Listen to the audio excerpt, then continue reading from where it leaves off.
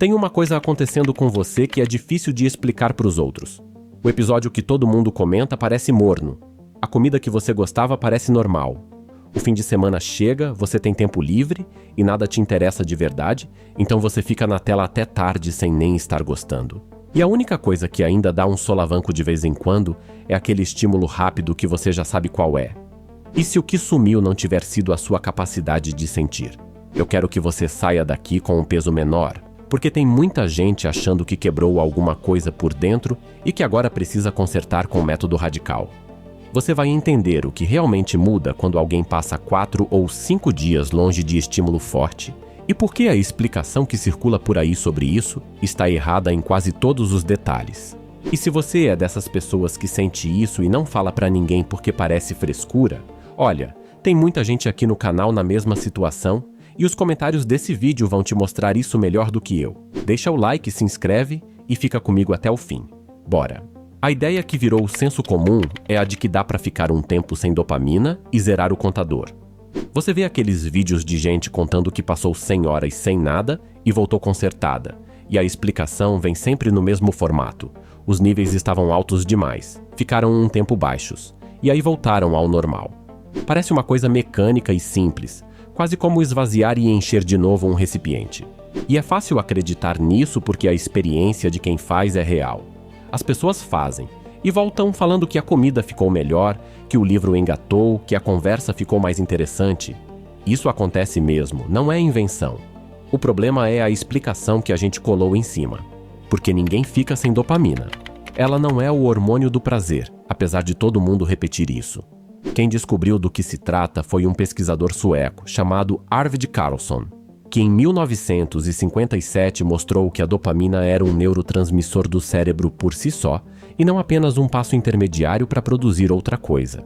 Esse trabalho levou ao tratamento que existe até hoje para a doença de Parkinson e rendeu a ele o Nobel de Medicina no ano 2000. E repara no detalhe que importa aqui. Ele encontrou essa história ligada a movimento, ligada à capacidade de iniciar uma ação. Quem tem falta severa disso não fica zen num sábado. Fica sem conseguir dar o primeiro passo, literalmente. Então, se você passou 100 horas sem tela e levantou da cama todos os dias, você não ficou sem dopamina em nenhum momento, e o que mudou na sua vida naquela semana foi outra coisa. E você nem precisa de laboratório para sacar o que foi, porque você já viveu isso. Lembra de quando você era criança nas férias e ficava entediado até doer, e aí uma tarde qualquer inventava uma brincadeira com um pedaço de pau e passava 3 horas nisso, absolutamente feliz. O pedaço de pau não melhorou. Você é que estava sem nada melhor para comparar. É isso que acontece nesses 4 ou 5 dias. Não é que o seu cérebro se conserta, é que ele para de comparar tudo com a coisa mais intensa disponível. Enquanto o estímulo forte está a um toque de distância, ele é a régua, e tudo o que é mais lento passa a ser medido contra ele e sai perdendo. Tira a régua do lugar por alguns dias e as coisas voltam a ser medidas pelo que elas são, e aí a louça vira uma atividade tolerável, a janela vira uma coisa interessante de olhar e a conversa com alguém de casa vira uma coisa boa em vez de uma interrupção. Então vamos ao que fazer com essa informação, que é onde esse vídeo precisa te entregar alguma coisa de valor. A primeira coisa é você parar de mirar no número de horas. 100 horas, 72 horas, uma semana, nada disso importa por si só. E mirar no número é o que faz as pessoas transformarem isso numa prova de resistência. O que muda o jogo é a distância entre você e o estímulo mais forte, e essa distância você pode aumentar hoje sem cortar nada da sua vida. Se a coisa que te pega está como aqui, ou a um toque, ela é a régua. Se ela está a 4 toques, uma senha e um cômodo de distância, ela deixa de ser a régua na maior parte das horas do dia. E aumentar essa distância é mais concreto do que parece. Não é uma metáfora, é literalmente quantos movimentos você precisa fazer para chegar naquilo. Se a coisa aparece quando você desbloqueia a tela, está a um movimento. Se ela está numa pasta na 3ª página, já são 3 ou 4. Se você saiu da conta e precisa digitar a senha, são uns 10 segundos e uma decisão consciente. Se o aparelho está carregando em outro cômodo, você precisa levantar. Cada camada dessas parece ridícula de tão pequena, e é justamente por serem pequenas que elas funcionam, porque elas não brigam com a sua vontade, elas só chegam antes dela. A vontade é um pico curto, ela vem e vai embora em pouco tempo se não for atendida na hora, então tudo que atrasa o atendimento em alguns segundos derruba boa parte das vezes. A segunda coisa é escolher onde você quer o tédio de volta, em vez de tentar espalhar tédio pela vida inteira.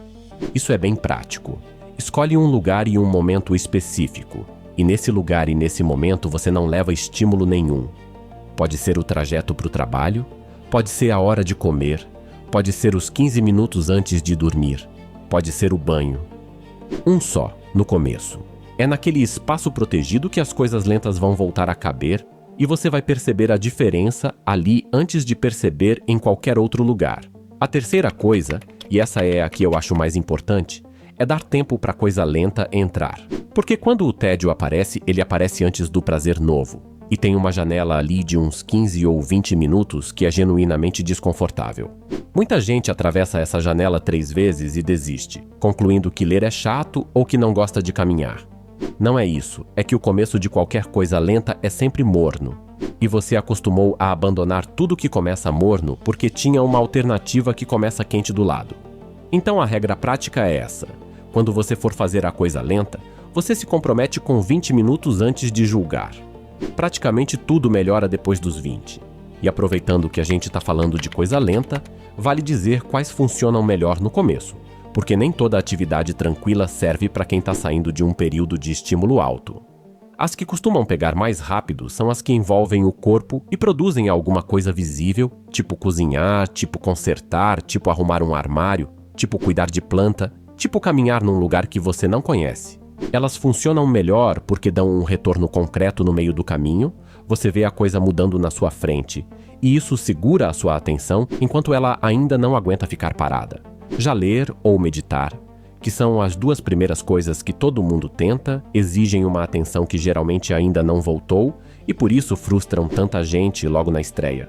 Ler é ótimo, mas costuma funcionar melhor como terceira ou quarta atividade, e não como a primeira.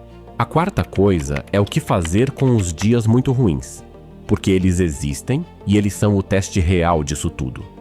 Nos dias em que você está exausto, você vai buscar o estímulo forte e tá tudo bem, isso não é fracasso. O que ajuda nesses dias é ter decidido antes qual é a versão aceitável, tipo, eu vou assistir, mas na sala e não na cama, ou eu vou jogar, mas depois do jantar. Você não está tentando ser uma pessoa que nunca busca alívio. Isso não existe e nem seria bom. Você está tentando ser uma pessoa em que o alívio tem hora e lugar, em vez de ocupar todos os buracos do dia. E tem uma quinta coisa que eu queria acrescentar porque ela costuma acelerar tudo isso, que é reparar de propósito. Parece meio bobo, mas funciona bastante. Uma vez por dia, você escolhe uma coisa comum que você fez e presta atenção nela como se fosse a primeira vez. O gosto do café, o cheiro da rua de manhã, a água quente no banho. Você não precisa achar aquilo maravilhoso, e nem é esse o ponto. O ponto é que a sua atenção passou tanto tempo sendo puxada por coisa forte que ela desaprendeu a se fixar sozinha em coisa fraca. E isso é uma habilidade que volta com prática, do mesmo jeito que qualquer outra. Nos primeiros dias você vai sentir que não está sentindo nada, e é normal. Depois de 1 ou 2 semanas, você começa a reparar em coisas sem nem tentar. E aqui vale uma honestidade que eu acho que falta nesses vídeos de experimento.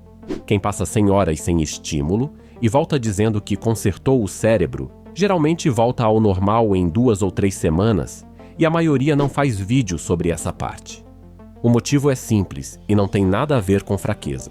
A pessoa mudou o comportamento por 5 dias e não mudou nada no ambiente em que ela vive. Então, quando ela volta para o mesmo ambiente, com as mesmas coisas ao alcance da mão, o comportamento antigo volta junto. 5 dias heróicos perdem feio para 35 dias de ambiente inalterado.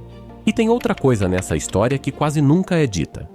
O período de privação total costuma deixar a pessoa com uma imagem exagerada do próprio problema, porque durante aqueles dias ela pensa naquilo o tempo inteiro.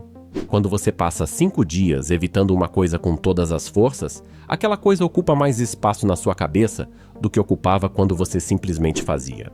Aí, no fim da semana, a pessoa conclui que era muito mais dependente do que imaginava, quando na verdade boa parte daquela obsessão foi criada pelo próprio método.